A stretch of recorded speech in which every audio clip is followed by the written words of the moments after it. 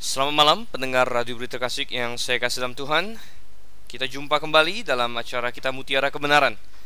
Anda bersama dengan saya, Dr. Stephen Einstein Liao, yang akan menjamu Anda dalam program ini kepada suatu pembelajaran akan firman Tuhan, suatu perenungan, suatu journey of discovery. Jadi kita mengadakan suatu perjalanan melalui ayat-ayat firman Tuhan untuk menemukan hal-hal kebenaran-kebenaran yang indah di dalamnya.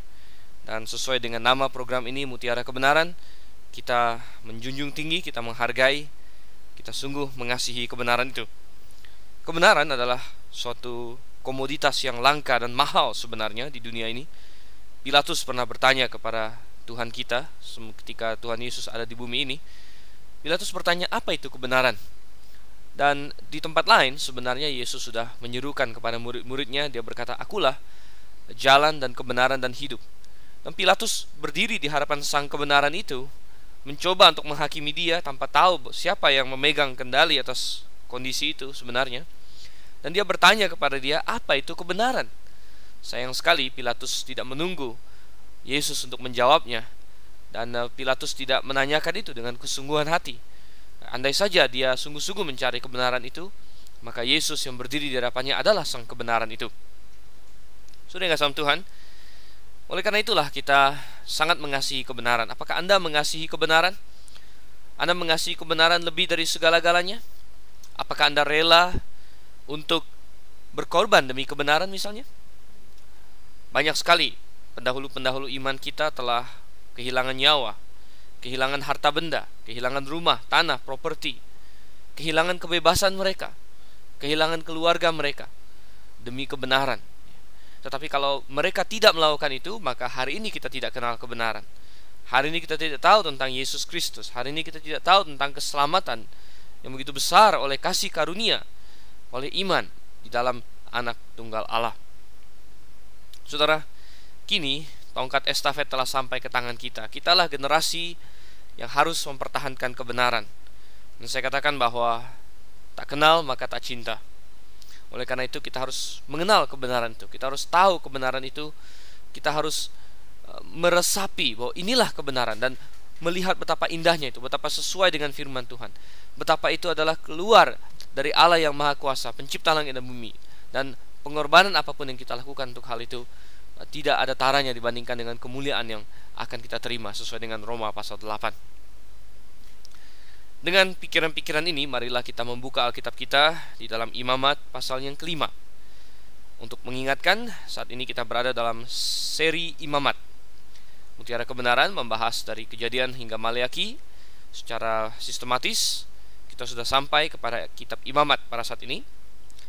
Dan kita sudah sampai kepada pasal yang kelima. Sesi yang lalu kita sudah membahas setengah dari pasal 5 karena masih berhubungan dengan korban penghapus dosa di pasal 4.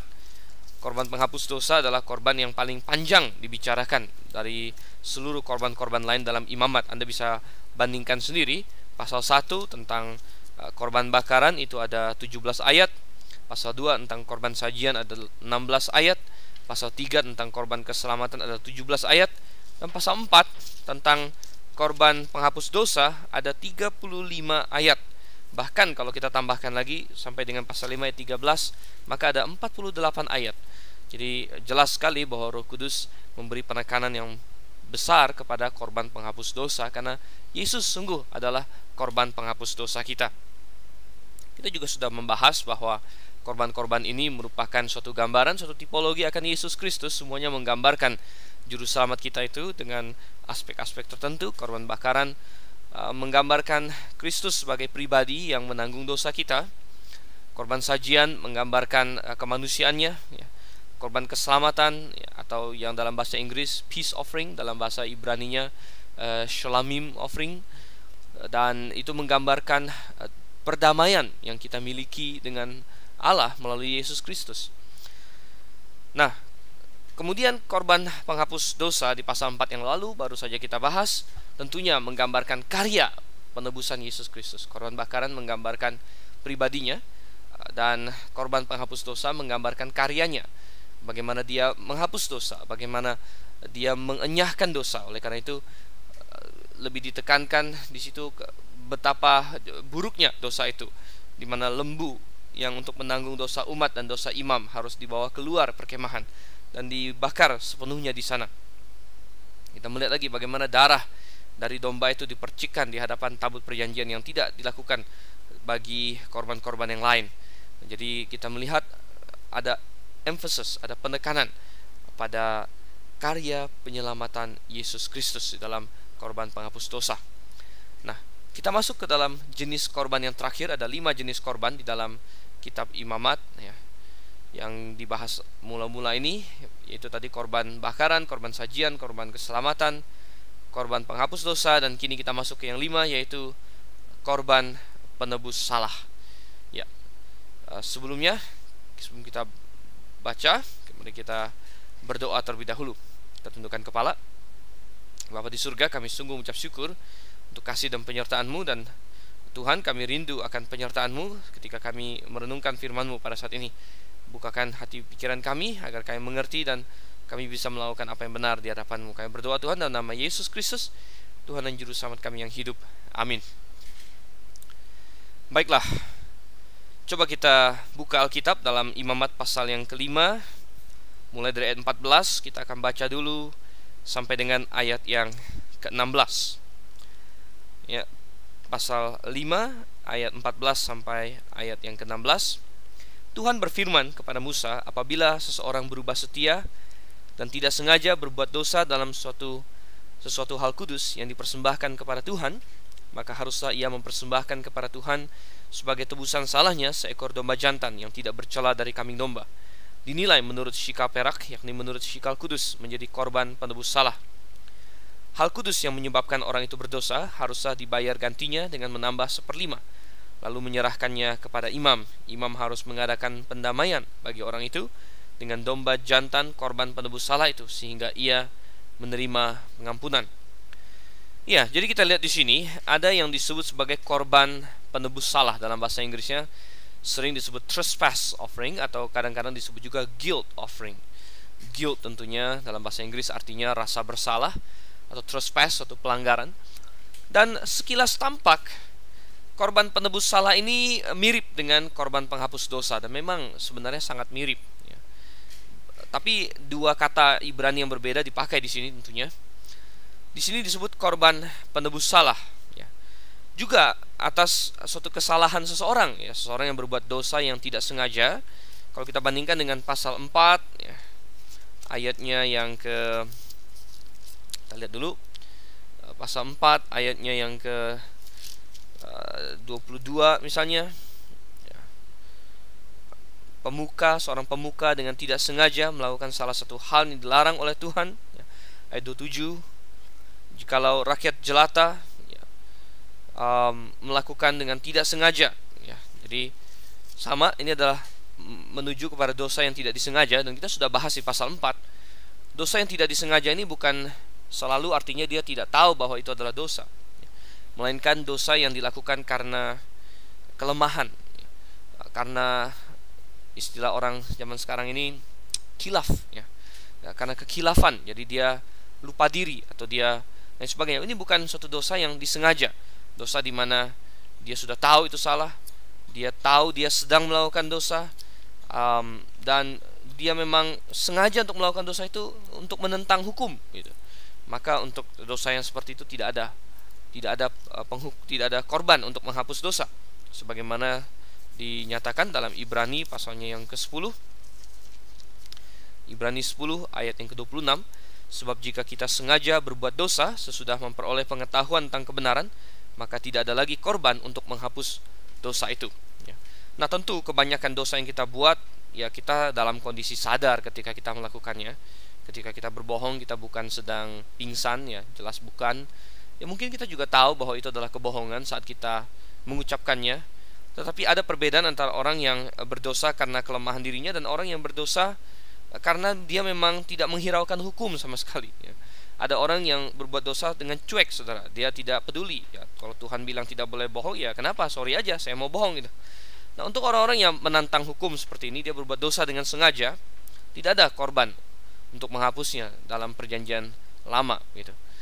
Tetapi orang-orang yang berbuat dosa karena kelemahannya, secara tidak sengaja dan lain sebagainya, ini ada hukum untuk menentukannya. Jadi sekilas tampak korban penghapus dosa dengan korban penebus salah ini sangat-sangat mirip. Tetapi ada perbedaan yang mendasar di sini. Nomor satu, jelas tata caranya berbeda. Tata caranya berbeda. Kalau kita ingat pasal 4 dan pasal 5 yang lalu, ada berbagai jenis korban penghapus dosa, tergantung siapa yang melakukan. Kalau yang melakukan imam, ya, maka lembu jantan. Kalau yang melakukan adalah seluruh umat, lembu jantan. Kalau yang melakukan adalah pemuka, pemuka orang-orang tua-tua misalnya, ya, maka dia harus pakai kambing jantan.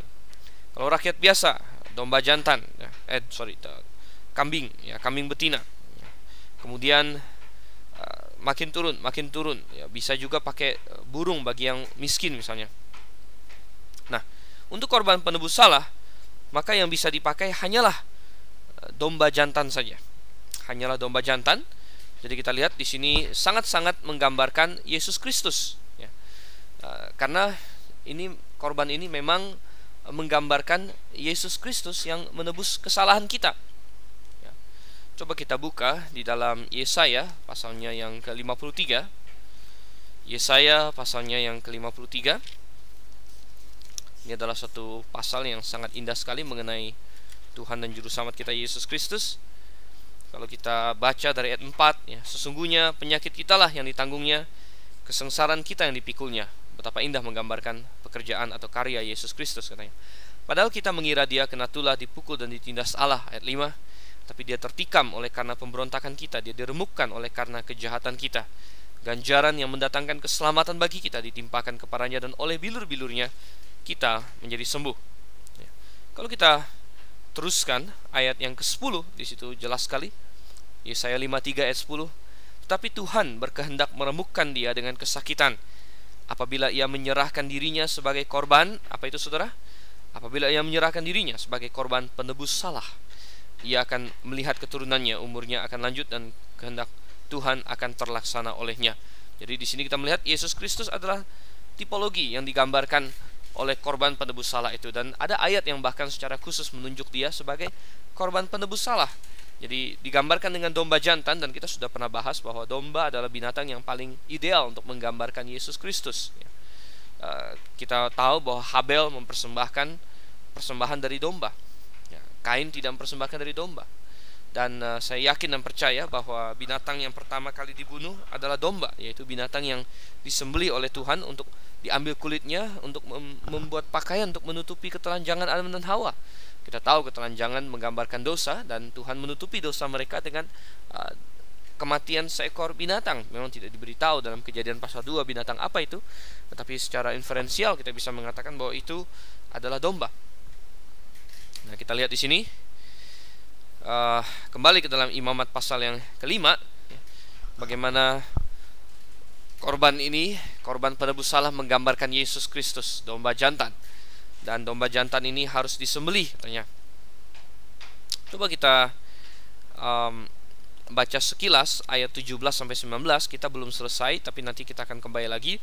Tapi kita coba tambahkan sedikit dari pasal 5 ayat 17-19. Dikatakan di situ, jikalau seseorang berbuat dosa dengan melakukan salah satu hal yang dilarang Tuhan tanpa mengetahuinya, maka ia bersalah dan harus menanggung kesalahannya sendiri. Haruslah ia membawa kepada imam seekor domba jantan yang tidak bercela dari kambing domba yang sudah dinilai sebagai korban penebus salah. Imam itu haruslah mengadakan pendamaian bagi orang itu karena perbuatan yang tidak disengajanya dan yang tidak diketahuinya itu, sehingga ia menerima pengampunan. Itulah korban penebus salah. Orang itu sungguh bersalah terhadap Tuhan. Jadi sedikit meneruskan tema apa yang menjadi kemiripan antara korban ini dengan Yesus Kristus. Adalah domba jantan, dan Yesus Kristus adalah anak domba Allah. Kemudian dikatakan dia tidak boleh bercela, ya, dan harus sudah dinilai. Jadi kalau kita lihat ayat 18, tidak boleh sembarang kambing atau domba, tapi harus kambing domba yang tidak bercela, dan juga tidak boleh main langsung tunjuk, oh ini tidak bercela, lalu boleh kita pakai. Tidak, dia harus dinilai dulu. Kalau di dalam perayaan Paskah, ya, tentu ini beda dengan perayaan Paskah, tapi dalam perayaan Paskah Yahudi, domba dipilih pada tanggal 10 Nisan, kemudian disimpan, dipisahkan sampai dengan tanggal 14 sambil diamat-amati yang mana yang tidak bercela. Jadi mungkin Suatu keluarga mungkin dia punya beberapa ekor domba, dan semua yang menurut mereka bisa cocok, yang tidak bercela akan dipisahkan dan terus diobservasi untuk melihat yang mana yang benar-benar tidak bercela.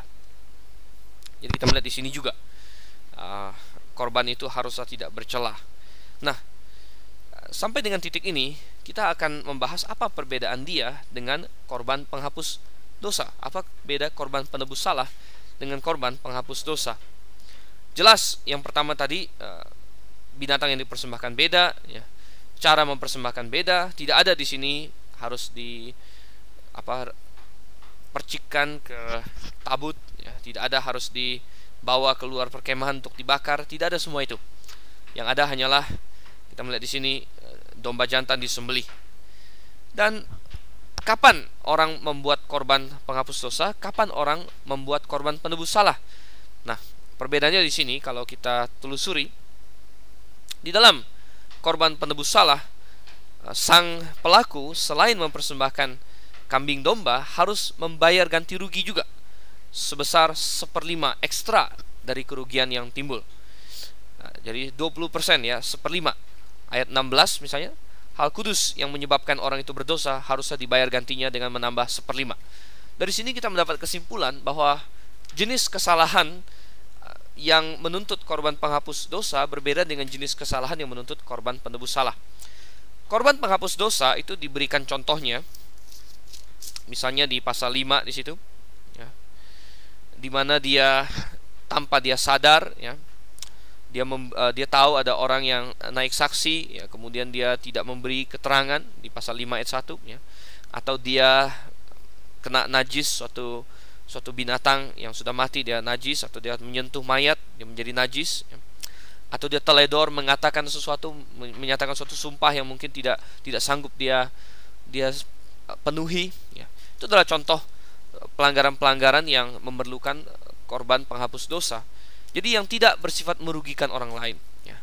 Yang adalah dosa, misalnya dia menyentuh mayat, ya, dan menyentuh binatang, dia kan menjadi najis dirinya. Nah, itu tidak merugikan orang lain tidak dirugikan secara material, ya. Dan ini memakai korban penghapus dosa. Tetapi pelanggaran-pelanggaran yang menimbulkan kerugian, ya, maka harus pakai korban penebus salah, di mana pakai domba jantan, kemudian ganti rugi lagi, tambah 1/5 dari harga yang telah dia rugikan itu. Dan kalau kita bicara mengenai kerugian, maka kesalahan itu bisa dua jenis. Yang pertama langsung kepada Tuhan, kesalahan yang langsung kepada Tuhan, yang berhubungan dengan hal kudus, katanya tadi yang tadi kita baca dari ayat 14 sampai dengan ayat yang ke-19 itu. Dan yang kedua adalah terhadap manusia, kerugian yang dilakukan terhadap manusia. Nah, sebenarnya terhadap manusia ini juga bersalah terhadap Tuhan, tapi secara langsungnya adalah kepada manusia.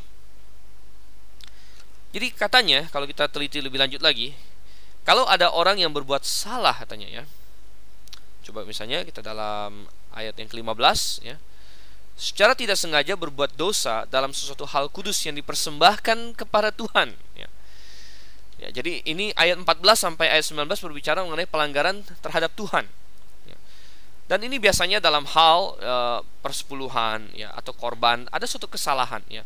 Misalnya tanpa sengaja dia salah membawa persepuluhan, dia membawa kurang dari yang seharusnya, atau secara tidak sengaja dia dalam membawa korbannya, ya, dia telah merugikan Tuhan, atau dia merusakkan barang tertentu, perabot-perabot kemah suci ketika dia datang, ya, atau persembahan yang dia bawa, ya, bukan yang tidak bercela, dan lain sebagainya. Jadi ada suatu kesalahan, pelanggaran yang dilakukan di hadapan Tuhan, maka dia harus membayar 1/5 kali lipat lagi kepada Tuhan, ya. Dan ini tentunya diserahkan kepada imam. Nah, jadi kita melihat, ya banyak komentator di sini merasa bahwa mungkin mencurangi Tuhan dalam hal persepuluhan adalah termasuk ke dalam hal ini, ya. Di ayat yang ke-15, ya, tidak sengaja berbuat dosa dalam sesuatu hal kudus yang dipersembahkan kepada Tuhan, mungkin adalah termasuk persepuluhan. Coba kita buka dalam Maleakhi pasal 3. Maleakhi pasal 3 ayatnya yang ke-8 dan seterusnya. Bolehkah manusia menipu Allah, katanya? Namun kamu menipu aku. Tetapi kamu berkata, dengan cara bagaimanakah kami menipu engkau? Mengenai persembahan persepuluhan dan persembahan khusus, kamu telah kena kutuk, tetapi kamu masih menipu aku, ya kamu seluruh bangsa. Bawalah seluruh persembahan persepuluhan itu ke dalam rumah perbendaharaan, supaya ada persediaan makanan di rumahku. Dan ujilah aku, firman Tuhan semesta alam, apakah aku tidak membukakan bagimu tingkap-tingkap langit dan mencurahkan berkat kepadamu sampai berkelimpahan.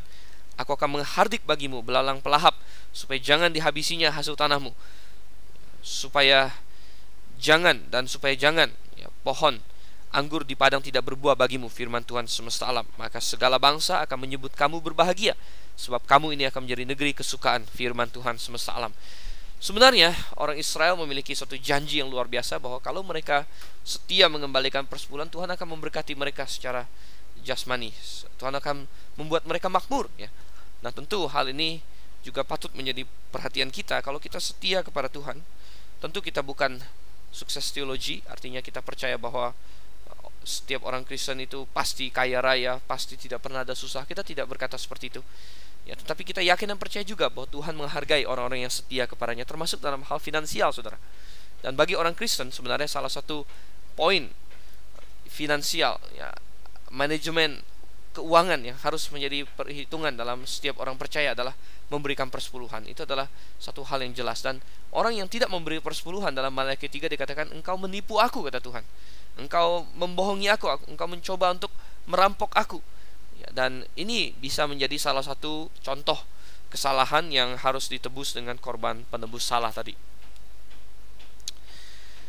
Baiklah saudara, coba kita lanjutkan lagi ayat yang pertama dari pasal 6, ya, sampai dengan ayat yang ke-7. Jadi pasal 6 ayat 1 sampai dengan ayatnya yang ke-7. Saya bacakan. Tuhan berfirman kepada Musa, apabila seseorang berbuat dosa dan berubah setia terhadap Tuhan dan memungkiri terhadap sesamanya barang yang dipercayakan kepadanya, atau barang yang diserahkan kepadanya, atau barang yang dirampasnya, atau apabila ia telah melakukan pemerasan atas sesamanya, atau bila ia menemui barang hilang dan memungkirinya, dan ia bersumpah dusta dalam perkara apapun yang diperbuat seseorang sehingga ia berdosa, apabila dengan demikian ia berbuat dosa dan bersalah, maka haruslah ia memulangkan barang yang telah dirampasnya, atau yang telah diperasnya, atau yang telah dipercayakan kepadanya, atau barang yang hilang yang ditemuinya itu, atau segala sesuatu yang dimungkirinya dengan bersumpah dusta. Haruslah ia membayar gantinya sepenuhnya dengan menambah 1/5. Haruslah ia menyerahkannya kepada pemiliknya pada hari ia mempersembahkan korban penebus salahnya. Sebagai korban penebus salahnya haruslah ia mempersembahkan kepada Tuhan seekor domba jantan yang tidak bercela dari kambing domba yang sudah dinilai menjadi korban penebus salah, dengan menyerahkannya kepada imam. Imam harus mengadakan pendamaian bagi orang itu di hadapan Tuhan, sehingga ia menerima pengampunan atas perkara apapun yang diperbuatnya sehingga ia bersalah. Tadi kita katakan bahwa korban penebus salah adalah korban yang menimbulkan kerugian, atau korban untuk mendamaikan suatu dosa yang menimbulkan kerugian. Kerugian bisa dua, satu terhadap Tuhan atau terhadap rumah Tuhan, terhadap kemah suci, terhadap persembahan itu. Yang kedua, bisa saja kerugian itu atau dosa itu mendatangkan kerugian terhadap sesama, terhadap tetangganya, terhadap teman-temannya, orang yang dia kenal. Dan ini yang tentunya bisa sering terjadi di dalam kehidupan orang Israel. Kita melihat aturan Tuhan tetap sama, domba jantan, tidak bercela, yang sudah dinilai, menggambarkan Yesus Kristus sekali lagi, ya. Dan juga harus ditambah dengan 1/5 dari kerugian yang ditimbulkan. Sampai di sini mungkin ada pendengar yang sedikit bingung, bukankah hukum ini agak tumpang tindih dengan hukum tentang mencuri, tentang merugikan orang lain, sebagaimana tertuang dalam bagian hukum Taurat lain, misalnya Keluaran pasal 22. Anda yang masih ingat ketika kita mengkaji kitab Keluaran, kita pernah bahas dalam Keluaran pasal yang ke-22, misalnya ayat yang ke-7, ya. Atau kita nggak usah mulai dari ayat yang ke-7, ya, kita mulai saja dari ayat yang kedua, ya, atau pertama sampai ayat yang ke-4. Kalau ada mencuri lembu, mencuri domba, dia harus ganti 5 kali lipat atau bahkan 4 kali lipat, ya. Dan ayat yang ke-4, ya, yang paling ringan adalah harus bayar ganti kerugian 2 kali lipat, ya. Sedangkan di dalam imamat di sini ini adalah membayar 20% saja ekstra. Dan ini sepertinya ada suatu ketimpangan di mana dalam Keluaran di situ membayar sampai dengan 4 kali lipat, 5 kali lipat. Sedangkan di dalam Imamat di sini membayar korban penebus salah kemudian 20% tambah. Tetapi kita melihat di sini perbedaannya adalah kembali di dalam korban penebus salah ya. Tadi di ayat yang ke-14, 15 penekanannya adalah pada suatu kejahatan yang tidak sengaja ya. Jadi korban penebus salah ini lebih banyak berbicara mengenai suatu kesalahan yang dirasakan sendiri oleh orang yang bersangkutan.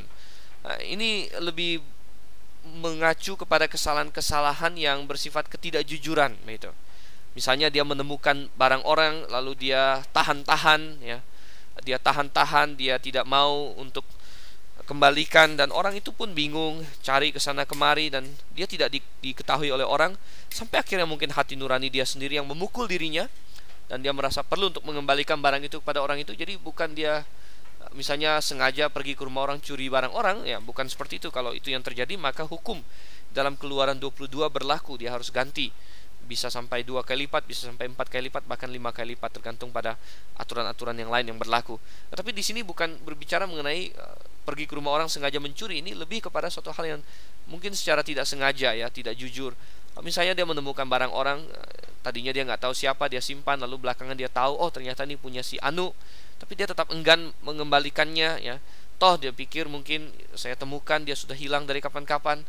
Tapi lama kelamaan mungkin hati nurani dia menyodok-nyodok dia, mungkin pikiran-pikiran dia mulai menuduh dia, dan dia merasa tidak tenang, dan Tuhan bekerja dalam hatinya sehingga dia merasa dia perlu untuk membenarkan kesalahan ini, dan dia harus bawa korban penebus salah, kemudian dia kembalikan barang itu kepada saudaranya ditambah dengan 20%. Ini adalah tipe-tipe pelanggaran seperti ini ya. Sekali lagi bukan seperti pencurian ya, perampokan dan lain seperti itu yang dengan terang-terangan dilakukan. Ya, jadi kita melihat atau katanya secara tidak sengaja merampas ya, atau merampas atau tidak setia kepada barang yang dipercayakan kepadanya atau barang yang diserahkan kepadanya ya. Atau ada barang yang dia rampas ya. Rampas ini bukan tadi saya katakan seperti merampok orang ya. Mungkin melalui berbagai tekanan ya. Mungkin dia menekan tetangganya sedemikian rupa sehingga tetangganya terpaksa memberikan kepada dia berbagai barang, dan belakangan dia sadar perbuatannya sungguh jahat dan tidak toleran dan lain sebagainya, dan dia ingin memperbaiki itu. Itu adalah masalah-masalah seperti ini. Dan kembali di sini kalau kita perhatikan ayat yang kedua dari pasal 6, walaupun berbicara mengenai kesalahan terhadap sesama, tetap dikatakan berubah setia terhadap Tuhan ya. Jadi kesalahan terhadap sesama adalah kesalahan terhadap Tuhan. Anda masih ingat ketika Daud berbuat zina dengan Batsheba, kemudian dia membunuh Uria juga suaminya. Dia membuat suatu pengakuan di dalam Mazmur pasal yang ke-51. Mazmur pasal yang ke-51 ayatnya yang ke-6 ya. Walaupun Daud berbuat salah kepada Batsheba, berbuat salah kepada Uria, tapi Daud sadar bahwa dosa dia yang paling utama adalah terhadap Tuhan. Oleh karena itu dalam Mazmur 51 ayat 6 dia berkata, terhadap engkau sajalah aku telah berdosa dan melakukan apa yang engkau anggap jahat, supaya ternyata engkau adil dalam putusanmu, bersih dalam penghukumanmu. Jadi kita melihat di situ Daud bersalah kepada Tuhan. Dan Imamat 6 ayat 2 juga, walaupun mengatur tentang kerugian terhadap sesama, tetap penekanannya adalah kalau orang berubah setia terhadap Tuhan. Walaupun setiap kesalahan terhadap sesama adalah terhadap Tuhan, tetapi perikop ini juga mengajarkan kepada kita bahwa untuk menyelesaikan masalah tidak cukup hanya untuk datang kepada Tuhan. Kalau kita telah berbuat salah kepada sesama kita, merugikan dia atau membuat dia sedih ya, dan lain sebagainya, maka selain kita bereskan di hadapan Tuhan, yang penting sekali, kita juga perlu membereskannya dengan saudara kita. Oleh karena itulah diberikan charge 20% di sini, diberikan denda 20%. Jadi bukan hanya selesaikan dengan Tuhan, selesaikan dengan orang itu. Banyak orang hari ini dia melakukan kesalahan terhadap orang lain ya. Mungkin dia menghinanya, mungkin dia berbuat yang tidak baik kepadanya, dan dia menyesal belakangan, dia hanya doa saja minta ampun sama Tuhan. Oh, itu suatu langkah awal yang bagus, jangan salah saudara, saya tidak menentang hal itu. Dia harus menyelesaikannya di hadapan Tuhan, tetapi belumlah lengkap kalau dia tidak datang kepada orang yang telah dia salahi itu, dan kemudian meminta ampun kepadanya, minta maaf ya. Dan ini adalah kesaksian yang baik sekali kalau kita bisa melakukan itu terhadap orang-orang non-Kristen dan lain sebagainya. Mungkin ini juga lah yang dinyatakan oleh Tuhan Yesus dalam Matius pasalnya yang kelima. Coba kita lihat sebentar, Matius pasalnya yang kelima, ayatnya yang ke-24 ya, 23 dan 24 di situ. Saya bacakan, sebab itu jikalau engkau mempersembahkan persembahanmu di atas mezbah dan engkau teringat akan sesuatu yang ada dalam hatimu terhadap dalam hati saudaramu terhadap engkau, tinggalkanlah persembahanmu di depan mezbah itu dan pergilah berdamai dahulu dengan saudaramu, lalu kembali untuk mempersembahkan persembahanmu itu. Tuhan menekankan di sini bahwa ketika kita bersalah kepada orang lain ya, memang kita bersalah kepada Tuhan dan kita perlu selesaikan di hadapan Tuhan, tetapi tidak stop sampai di sana ya. Selesaikan juga dengan saudaramu ya. Bereskan juga dengan sesamamu yang telah engkau salahi itu. Itu adalah jalan Tuhan ya. Baik ya, kita ingin lanjut sekarang. Di dalam pasal yang ke-6 kita sudah lihat korban penebus salah, dan selebihnya dari pasal 6 sampai dengan pasal 7 adalah rekapitulasi atau review ulang akan berbagai korban yang sudah dibahas, peraturan-peraturan tambahan. Dan kita akan bahas itu. Sekarang ayat 8 sampai ayat 13 mengenai korban bakaran terlebih dahulu. Ya, saya bacakan ayat 8 sampai ayat yang ke-13. Tuhan berfirman kepada Musa, perintahkanlah kepada Harun dan anak-anaknya, inilah hukum tentang korban bakaran. Korban bakaran itu haruslah tinggal di atas perapian, di atas mezbah semalam-malaman sampai pagi, dan api mezbah haruslah dipelihara menyala di atasnya. Imam haruslah mengenakan pakaian lenannya dan mengenakan celana lenan untuk menutup auratnya. Lalu ia harus mengangkat abu yang ada di atas mezbah sesudah korban bakaran habis dimakan api, dan haruslah ia membuangnya di samping mezbah. Kemudian haruslah ia menanggalkan pakaiannya dan mengenakan pakaian lain, lalu membawa abu itu keluar perkemahan ke suatu tempat yang tahir. Api yang di atas mezbah itu harus dijaga supaya terus menyala, jangan dibiarkan padam. Tiap-tiap pagi imam harus menaruh kayu di atas mezbah, mengatur korban bakaran di atasnya, dan membakar segala lemak korban keselamatan di atasnya. Harus dijaga supaya api tetap menyala di atas mezbah, janganlah dibiarkan padam. Ya, ini adalah peraturan-peraturan tambahan untuk korban bakaran. Sedikit mengulang, korban bakaran di sini adalah korban yang ditaruh di atas mezbah korban bakaran ya. Bahkan nama mezbahnya pun sudah sesuai dengan nama korbannya, dan mezbah korban bakaran itu ditaruh di pelataran kemah suci, jadi bukan di dalam kemah sucinya sendiri. Kita masih ingat ada bangunan kemah suci, kemudian ada pelataran di luarnya, dan pelataran itu dikelilingi oleh tenda-tenda lagi. Jadi ada mezbah korban bakaran, kemudian habis itu ketemu dengan bejana pembasuhan, barulah pintu ke dalam kemah suci. Dan mezbah korban bakaran adalah mezbah tempat dibakarnya berbagai korban. Jadi bukan hanya korban bakaran, nanti kita akan lihat ya, korban sajian, korban penghapus dosa, semuanya dibakar di sana. Untuk korban bakaran itu sendiri, kita lihat aturan yang diberikan adalah, dan aturan-aturan ini sebenarnya lebih banyak untuk ditaati oleh imam, karena imam yang harus menguasai aturan-aturan ini, mereka yang akan melaksanakannya. Jadi aturan ini ditujukan terutama kepada Harun dan anak-anaknya. Jadi yang harus mereka lakukan adalah supaya api di atas korban, di atas mezbah ini tidak pernah padam, katanya. Ini satu hal yang ditekankan. Beberapa kali disebut di sini, ayat 9 misalnya. Korban bakaran itu haruslah tinggal di atas perapian, di atas mezbah semalam-malaman sampai pagi. Jadi orang Israel harus membuat korban bakaran pagi dan korban bakaran petang sebenarnya. Itu dinyatakan di dalam Keluaran pasal yang ke-29. Dan kita sudah bahas mengenai itu dalam seri Keluaran kita. Yang jelas, korban bakaran ini kan menggambarkan Yesus Kristus, dan bahwa api yang membakar korban bakaran ini harus terus-menerus ada juga menggambarkan sesuatu yang indah. Yesus Kristus adalah pribadi yang sempurna, dan ketika dia dibakar dari api itu, sekali lagi sudah kita bahas sedikit bahwa itu bukan melambangkan api neraka ya. Api tidak harus selalu menggambarkan neraka. Api bisa juga menggambarkan pemurnian dari Tuhan, pengujian dari Tuhan, dan lain sebagainya. Dan api yang terus menyala atas mezbah korban bakaran itu menggambarkan bahwa Yesus Kristus senantiasa berada dalam kondisi yang murni, senantiasa berada dalam kondisi yang tidak bercela. Dia senantiasa terpisah bagi Tuhan, senantiasa kudus bagi Tuhan. Dan itu sesuai dengan kesaksiannya sendiri. Dia berkata, aku selalu melakukan yang Bapakku kehendaki. Misalnya di dalam Yohanes pasal yang ke-8. Coba kita intip sebentar. Yohanes pasal yang ke-8, ayatnya yang ke-29 di sini. Yesus berbicara, dia berkata, dan ia yang telah mengutus aku, ia menyertai aku, ia tidak membiarkan aku sendiri, sebab aku senantiasa berbuat apa yang berkenan kepadanya. Perhatikan, Yesus senantiasa berkenan kepada Allah Bapa. Ini bagaikan korban bakaran itu yang selalu apinya terus menyala. Dia selalu berada dalam api itu, dan api itu dia selalu berada dalam kondisi yang murni.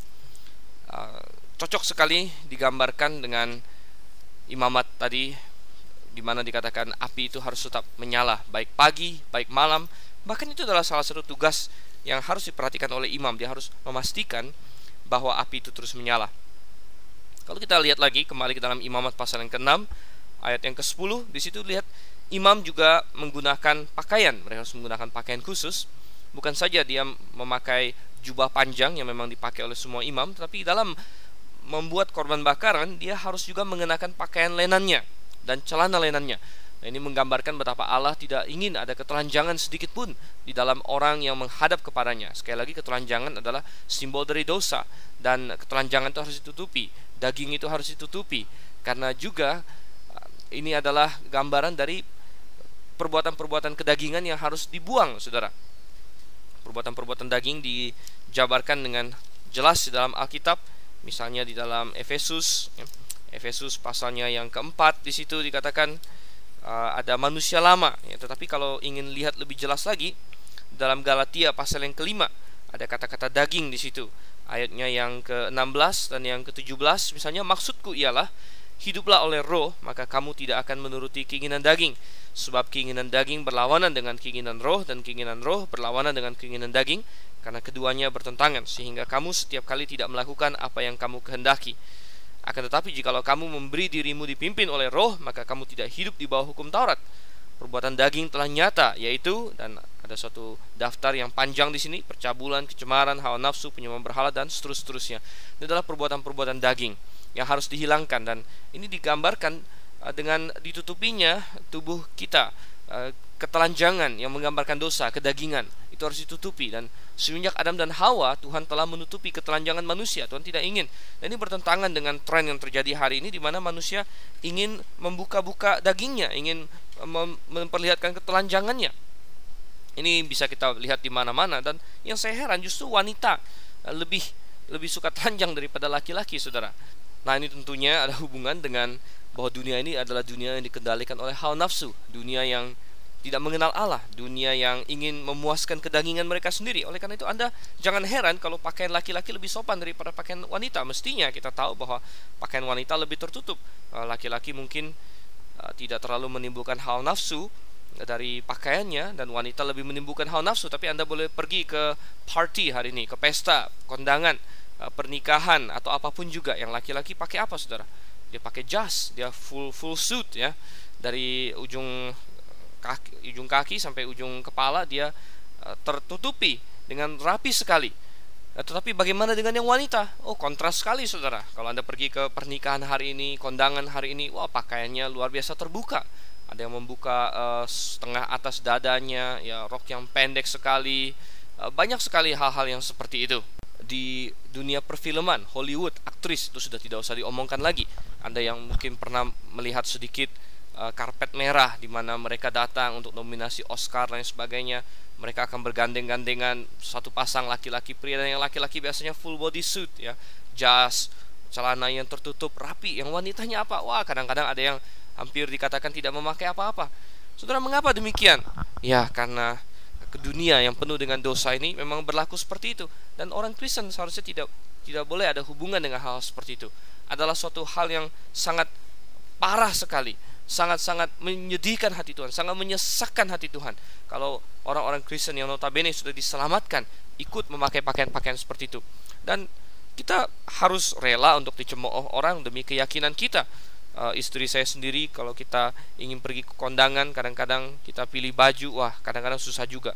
Kita akhirnya harus pintar-pintar untuk membuat baju kita sendiri atau mencari baju yang tidak lazim ya, karena baju-baju yang lazim, baju-baju pesta semuanya terbuka. Bahkan ketika kami menikah pun mencari gaun pengantin ya, kebanyakan gaun pengantin sekarang model tank top ya, atau bagian dada atas ini terbuka ya, bagian bahu semua terbuka, dan kita tidak ingin yang seperti itu. Kita ingin suatu pernikahan yang memuliakan Tuhan dalam segala aspek, termasuk pakaian sang mempelai wanita. Dan banyak sekali bridal yang mengatakan mereka tidak punya baju pengantin yang sopan ya. Ya, tentu mereka tidak menyebutnya seperti itu ya, mereka tidak punya baju pengantin seperti yang kami inginkan, dan kami harus mencari cara, harus ditutupi dengan bolero dan lain sebagainya. Ini adalah hal-hal yang menunjukkan memang dunia kita semakin kacau. Tetapi Tuhan tidak pernah menginginkan ketelanjangan, dan imam-imamnya, orang-orang yang paling dekat dengan dia, yang melayani dia, harus berpakaian dengan rapi dan teratur.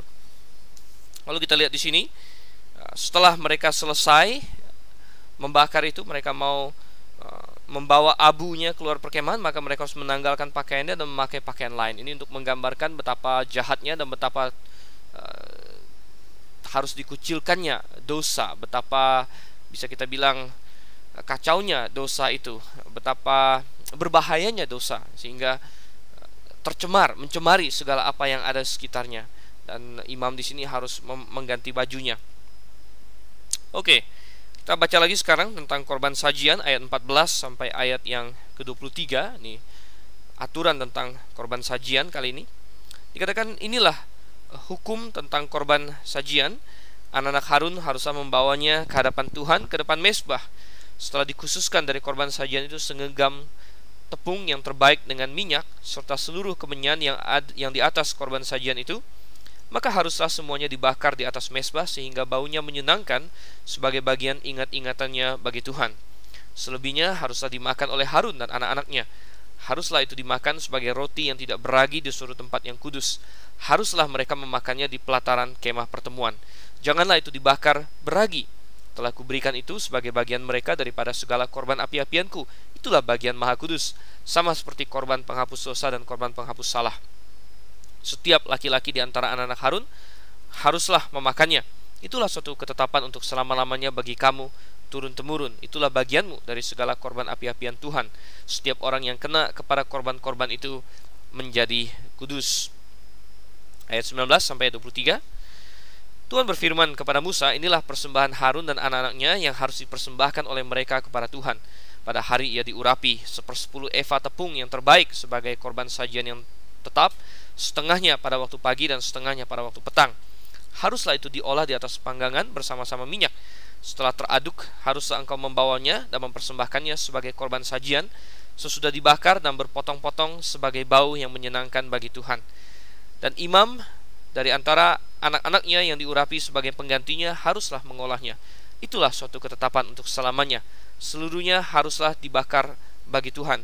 Tiap-tiap korban sajian dari seorang imam itu haruslah menjadi korban yang terbakar seluruhnya, janganlah dimakan. Oke.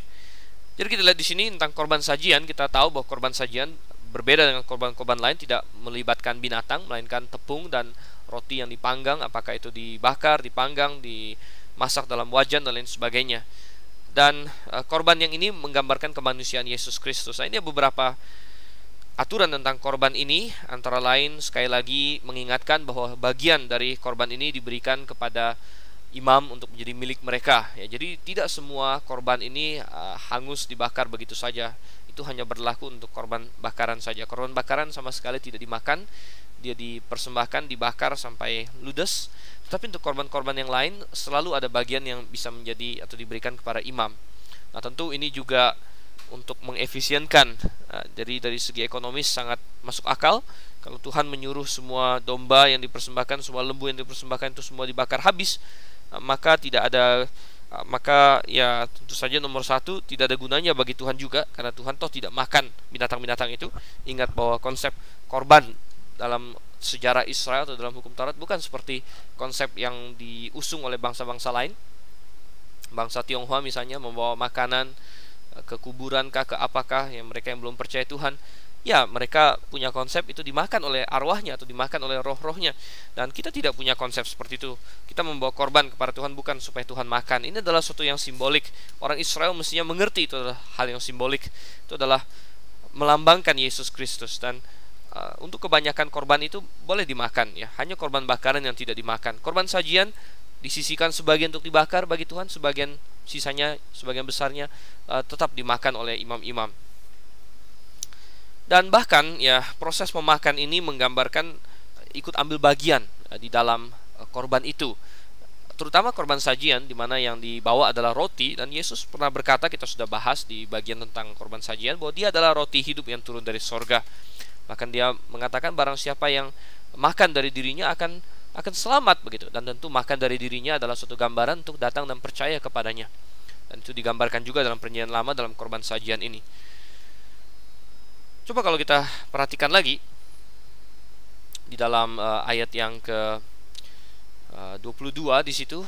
Jadi imam dari antara anak-anaknya yang diurapi sebagai penggantinya harus mengolahnya. Semua ini harus dikelola oleh imam. Jadi imam memiliki tugas dan tanggung jawab untuk memastikan semua ini dilakukan dengan benar. Dan betapa pentingnya tugas imam di sini.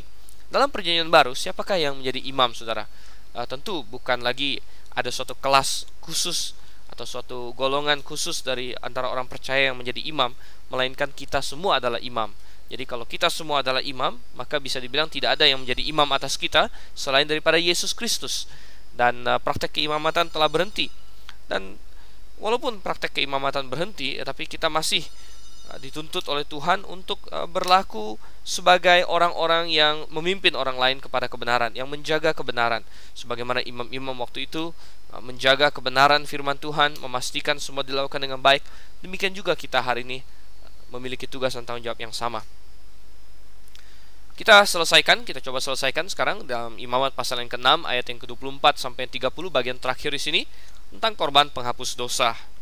Saya bacakan, Tuhan berfirman kepada Musa, demikian katakanlah kepada Harun dan anak-anaknya, inilah hukum tentang korban penghapus dosa. Di tempat korban bakaran disembelih, disitulah harus disembelih korban penghapus dosa di hadapan Tuhan. Itulah persembahan maha kudus. Imam yang mempersembahkan korban penghapus dosa, itulah yang harus memakannya. Haruslah itu dimakan di suatu tempat yang kudus, di pelataran kemah pertemuan. Setiap orang yang kena kepada daging korban itu menjadi kudus. Dan bila darahnya ada yang terpercik kepada sesuatu pakaian, haruslah engkau mencuci pakaian itu di suatu tempat yang kudus.